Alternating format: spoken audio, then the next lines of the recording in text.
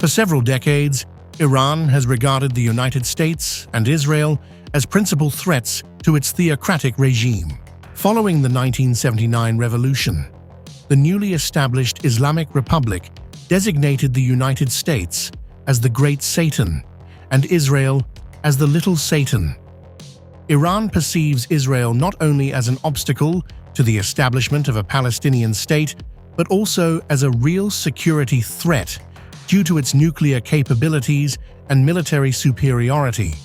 As Israel fights its arch-enemy Iran, it is boosting the production of the Arrow missile defense interceptors. Here's all you need to know.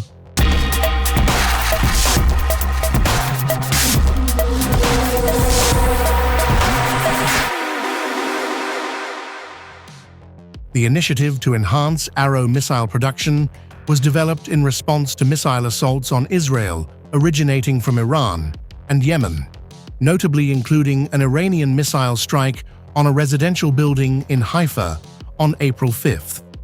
A spokesperson for the Israeli Defense Forces identified this attack as indicative of Iran's deliberate targeting of civilian populations, frequently employing cluster munitions.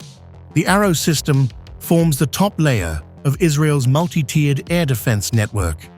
Its long range enables the early interception of ballistic missiles prior to their entry into Israeli airspace, thereby reducing the likelihood of fallout or debris impacting densely populated areas. By engaging threats early, Arrow provides critical reaction time and redundancy for lower-tier systems like David's Sling and Iron Dome to handle any remnants or secondary threats. The Arrow 2 entered service in the early 2000s as one of the world's first operational, national, standalone, anti-tactical ballistic missile defense systems. The Arrow 2 is a two-stage, solid-fuel interceptor optimized for short and medium-range ballistic missiles within the mid- and upper atmosphere. It uses a dual seeker system, active radar plus imaging infrared, to guide a fragmentation warhead and reach high altitudes of around 50 kilometers for engagement. The Arrow 3 is the exo-atmospheric interceptor capable of engaging threats in space. Smaller, lighter, and faster than the Arrow 2, it destroys incoming warheads via direct collision. And the Arrow 4 is in development, a next-generation interceptor intended to counter maneuverable and hypersonic threats while maintaining compatibility with existing Arrow infrastructure. Arrow is a complex system, and the Foundation for Defense of Democracy states that ramping up production of interceptors will take time. Think tank analysts say that in order to help fill the gap and alleviate the stress on the Arrow against missile attacks, the IDF may need to utilize its less expensive, lower-tier interceptors, such as David's Sling and Iron Dome, when possible. Although considerably less effective than the Arrow system in intercepting medium-range ballistic missiles, these systems may occasionally serve as interim solutions until the production of additional Arrow interceptors is fully operational. Now, as noted earlier, Iranian cluster munitions create interception challenges for Israel's missile defenses. Cluster munitions may be launched from the ground, utilizing artillery, rockets, missiles, and mortar shells, or they can be released from aircraft. Upon deployment, these munitions usually detonate in the air, scattering numerous sub-munitions or bomblets across an extensive area.